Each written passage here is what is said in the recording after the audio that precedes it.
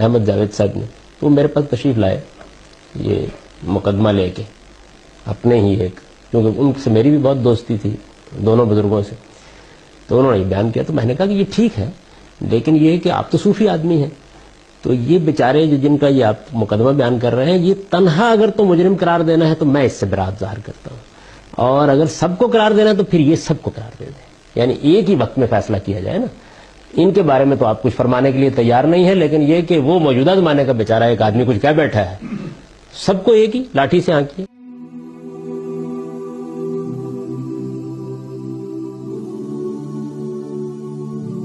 موصوف media scholar کے followers بجا طور پر ان سے چوتھا سوال یہ کرتے ہیں کہ غلام قادیانی نے عبداللہ آتھم کے بارے میں یہ پیش گوئی کی تھی کہ وہ 5 ستمبر 1894 سے پہلے مر جائے گا۔ جب وہ نہیں مرا تو اس تاریخ کو غلام قادیانی نے اپنی فتح کا دن قرار دیا، حالانکہ وہ اس کی شکست کا دن تھا، اور اس نے یہ کہا کہ آج کی جو ہماری فتح کا قائل نہیں ہوگا تو صاف سمجھا جاوے گا کہ اس کو ولد الحرام بننے کا شوق ہے اور حلال زادہ نہیں ہے۔ ملاحظہ ہو روحانی خزائن جلد 9 صفحہ 31، نیز انوار الاسلام صفحہ 30۔ قومی اسمبلی میں قادیانی مسئلے پر بحث کی سرکاری رپورٹ صفحہ نمبر 646۔ غلام قادیانی کی یہ جھوٹی پیش گوئی جب پاکستان کی نیشنل اسمبلی میں پیش کی گئی تو مرزا ناصر جو غلام قادیانی کا پوتا ہے اور اس کا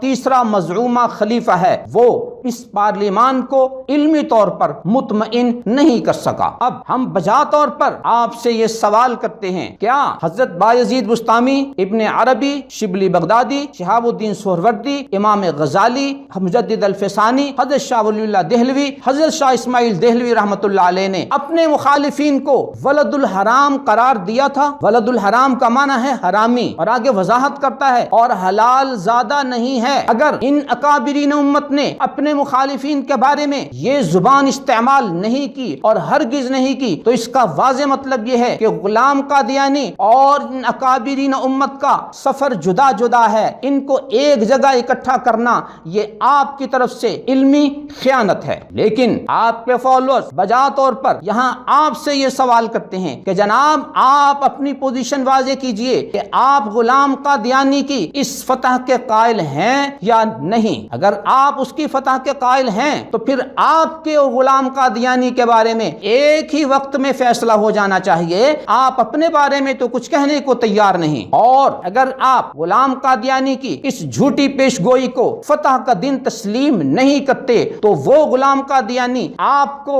ولد الحرام یعنی حرامی قرار دیتا ہے اور حلال زادہ شمار نہیں کرتا۔ آپ اس بدتمیز شخص کا دفاع کر رہے ہیں، اس کی وکالت کر رہے ہیں، اس کی ترجمانی کر رہے ہیں، اس کا دفاع کر رہے ہیں۔ آئیے اپنی پوزیشن واضح کیجئے، آپ کے فالوورز آپ کے اس سوال کے جواب کے منتظر ہیں۔ یہاں موصوف میڈیا اسکالر کے فالوورز 5واں سوال ان سے یہ کرتے ہیں کہ غلام قادیانی نے اپنی بابت لکھا، جو شخص تیری پیروی نہیں کرے گا اور تیری بیعت میں داخل نہیں ہوگا اور تیرا مخالف رہے گا وہ خدا اور رسول کی نافرمانی کرنے والا جہنمی ہوگا۔ ملاحظہ ہو قومی اسمبلی میں قادیانی مسئلے پر بحث کی سرکاری رپورٹ صفحہ 648 اور تبلیغ رسالت جلد 9 صفحہ 27۔ جب یہ عبارت پارلیمنٹ میں پیش کی گئی، مرزا ناصر موجود تھا، وہ غلام قادیانی کا پوتا ہے، اس کا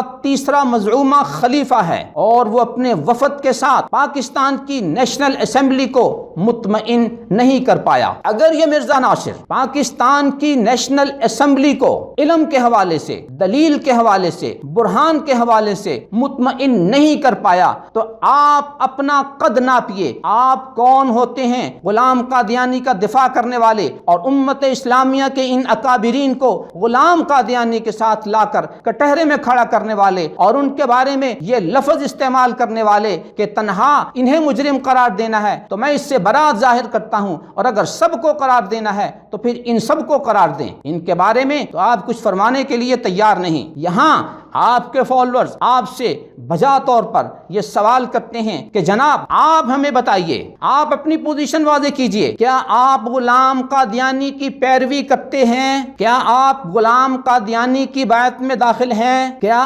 آپ غلام قادیانی کے موافق ہیں؟ اگر ہیں تو پھر آپ اور غلام قادیانی ایک صف میں کھڑے ہیں تو پھر غلام قادیانی اور آپ کا ایک ہی وقت میں فیصلہ ہو جانا چاہیے، اور اگر آپ نے غلام قادیانی کی پیروی نہیں کرنی اور آپ اس کی بیعت میں داخل نہیں ہیں اور آپ اس کے مخالفین میں سے ہیں تو پھر وہ آپ کو جہنمی قرار دیتا ہے۔ تو آپ جس شخص کی ترجمانی، جس شخص کی وکالت، جس شخص کا دفاع کر رہے ہیں وہ تو آپ کو جہنمی قرار دیتا ہے۔ آپ کے فالوورز آپ سے اس بات کی امید رکھتے ہیں کہ آپ چینل پر تشریف لائیں اور اس سوال کے حوالے سے اور ان 5 سوالوں کے حوالے سے اپنی پوزیشن واضح کریں کہ آپ کہاں کھڑے ہیں، تاکہ آپ کے اور قادیانی کے بارے میں کیا فیصلہ ہونا ہے، کس کا فیصلہ اکٹھا ہونا ہے اور کس کا فیصلہ علیحدہ علیحدہ ہونا ہے، یہ بات کھل کر سب کے سامنے آ جائے۔ آخر میں بڑی معذرت کے ساتھ میں پھر وہ لفظ دہراؤں گا کہ اگر حضرت بایزید بستامی، حضرت شبلی بغدادی، ابن عربی، شہاب الدین سہروردی، امام غزالی، مجدد الفسانی، شاہ ولی اللہ دہلوی اور شاہ اسماعیل شہید کے بارے میں موصوف میڈیا اسکالر